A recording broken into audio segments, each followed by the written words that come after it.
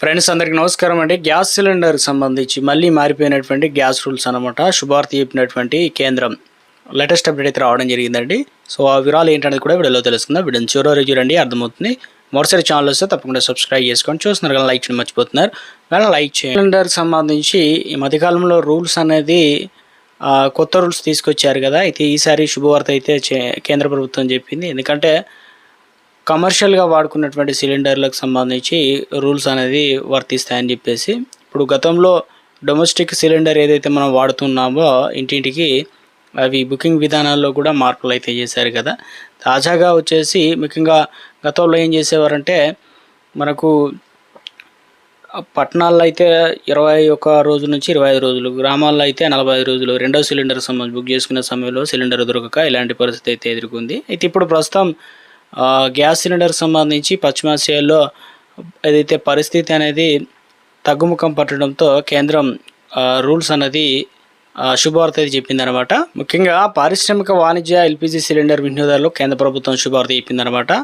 So ఇక ఇందులో భాగంగా వాణిజ్య గ్యాస్ సిలిండర్పై విధించిన అన్ని రకాల రంగాల వారి ఆంక్షలను ప్రభుత్వం పూర్తిగా తొలగించింది. గతంలో రూల్స్ అనేది ఉండేవి. ఎందుకంటే గతంలో సిలిండర్లకు సంబంధించి బ్లాక్లో అమ్ముతున్నారని, అదేవిధంగా సిలిండర్ దొరకని పరిస్థితి అయితే ఉంది. ఇప్పుడు సంక్షోభం ముందు ఏ స్థాయిలో అయితే గ్యాస్ సరఫరా ఉండేదో తిరిగి అదే స్థాయిలో సరఫరా స్టార్ట్ చేశారన్నమాట. రూల్స్ అనేది కూడా మరొకసారి సవరించారనమాట గతంలో ఉన్నట్లుగానే ఈసారి.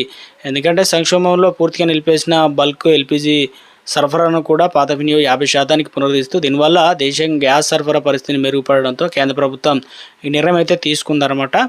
గతంలో పశ్చిమాసియా సంక్షోభం వల్ల ప్రపంచవ్యాప్తంగా గ్యాస్ సరఫరా అంతరాయం ఏర్పడింది కదా. ఇప్పుడు దేశీయంగా గృహ అవసరాలకు ఎల్పిజి ఉత్పత్తిని పెంచడానికి ప్రభుత్వం అత్యవసర నిత్యావసర వస్తువుల చట్టం కింద కొన్ని ఆదేశాలు అయితే జారీ చేసింది. ఇందులో పెట్రోకెమికల్ మరియు ఇతర రంగాలకు ఉపయోగించే C3 C4 స్టీమ్స్ పూర్తిగా ఎల్పిజి ఉత్పత్తికి మళ్లించింది. అయితే ప్రస్తుతం దేశీయంగా ఎల్పిజి ఉత్పత్తి పెరిగింది కాబట్టి ఇక నుంచి దిగుమతి చేసుకోబోయే గ్యాస్ కార్గోలో లభ్యమయ్యే అనుకూలాలను బట్టి C3 C4 gas LPG, so ఇవన్నీ కూడా ఎల్పిజికి మళ్ళీ శాతాన్ని తగ్గించాలని ప్రభుత్వం నిర్ణయం తీసుకుంది. గృహ వినియోగదారులకు ఎల్పిజి కొరత రాకుండా చూస్తూనే దేశీయంగా రోజుకు కనీసం 40 TMT ఉత్పత్తి తగ్గకుండా కేటాయింపులు అయితే చేస్తున్నారు.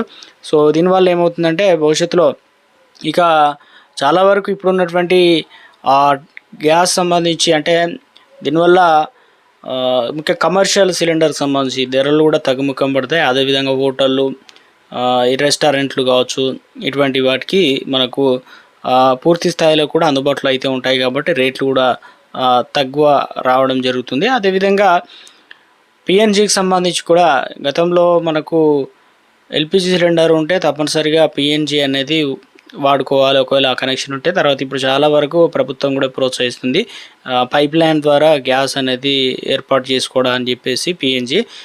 ఇప్పుడు వినియోగదారులకు సంబంధించి మిగతా దశల వారీగా అన్నీ కూడా ఏర్పాటు చేయబోతున్నారు. ఇక ఈ నెల 30 తారీఖు వరకు ఏదైతే ప్రధానమంత్రి ఉజ్వల్ యోజన పథకం అయితే ఉంది కదా, సబ్సిడీ పొందాలంటే ఈ కేవైసీ ప్రాసెస్ కూడా కంప్లీట్ చేసుకోవాల్సి అయితే ఉంటుందన్నమాట. ఇక కమర్షియల్ సిలిండర్ సంబంధించి ఊరట ఇచ్చారు. అదేవిధంగా ఇప్పుడు డొమెస్టిక్ సిలిండర్లతో పాటు ఇంటికాడ వాడేటువంటి సిలిండర్లు అయితే ఉంటాయి కదా, సో ఇవి త్వరలోనే రేట్లు కూడా తగ్గుముఖం అయితే పడతాయి అన్నమాట. ఇవన్నీ కూడా ధరలు అనేది ఏ చిన్న అప్డేట్ వచ్చినా కూడా వెంటనే ఇటువంటి లేటెస్ట్ అప్డేట్ వచ్చినా తెలియడం జరుగుతుందండి.